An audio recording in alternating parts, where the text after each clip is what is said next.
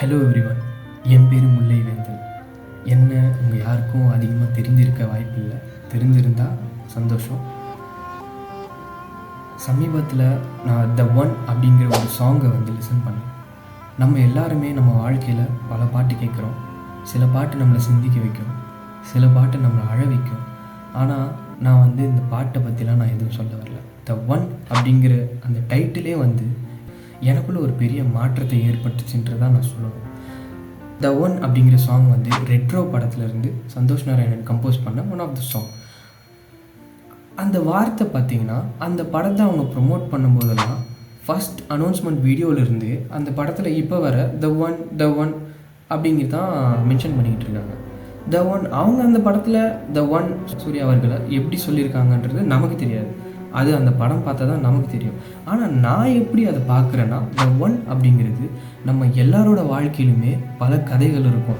எல்லாரோட மைண்டுக்குள்ளேயுமே பல கற்பனைகள், பல கதைகள், பல பாசிபிலிட்டிஸ் ஆஃப் லைஃப் இருக்கும். ஒருவேளை நம்ம இப்படி பண்ணியிருந்தா, ஒருவேளை நம்ம இப்படி நடந்திருந்தா, ஒருவேளை நான் இதை பண்ணியிருந்து இதை ஆயிருந்தா அப்படிங்கிற மாதிரி ஒரு பாசிபிலிட்டிஸ், கதைகள், கற்பனைகள் இருக்கும்.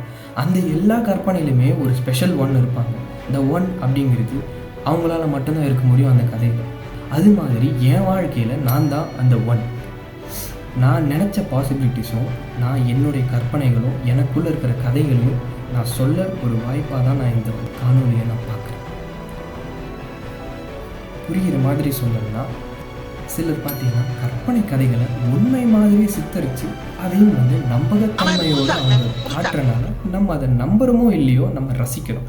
அதுவும் இல்லாமல் சில கற்பனை கதைகள் அது கற்பனையும் தெரிஞ்சு ஏதோ ஒரு வகையில் நம்மளை என்டர்டெயின்மெண்ட் பண்ணுது அந்த கதை. ஸோ அந்த வகையில் முல்லை வேந்தன் அப்படிங்கிற ஒருத்தனோட வாழ்க்கையில் அவன் என்னென்னலாம் எக்ஸ்பீரியன்ஸ் பண்ணுறானோ அதை நான் உங்களுக்கு காமிக்கணும்னு நான் நினைக்கிறேன். அதுக்கான ஒரு வாய்ப்பாக தான் நான் இந்த யூடியூப் சேனலை நான் பார்க்குறேன். இல்ல புரியல. அது ஒன்றும் இல்லை, தான் யூடியூப் சேனலு சப்ஸ்கிரைப் பண்ண போட்டு போ. நான் என்ன சும்ப நினைச்சேன், காதுல பூ தெரியுது, எதுக்கு அதெல்லாம் பண்ணிட்டு இருக்கேன்? ஸ்ட்ரைட்டாக பாயிண்ட்டுக்கு வந்துடுவோம். இந்த சேனலில் நான் என்னென்னலாம் எக்ஸ்பீரியன்ஸ் பண்ணுறேனோ எல்லாத்தையுமே நான் ஒரு கண்டென்ட்டாக மேக் பண்ணி உங்களை என்டர்டெயின்மெண்ட் பண்ண வைக்க நான் ட்ரை பண்ணேன். அத்தா மம்மி மறக்காம சர்ப்ரைஸ் பண்ணுங்க. தேங்க்யூ.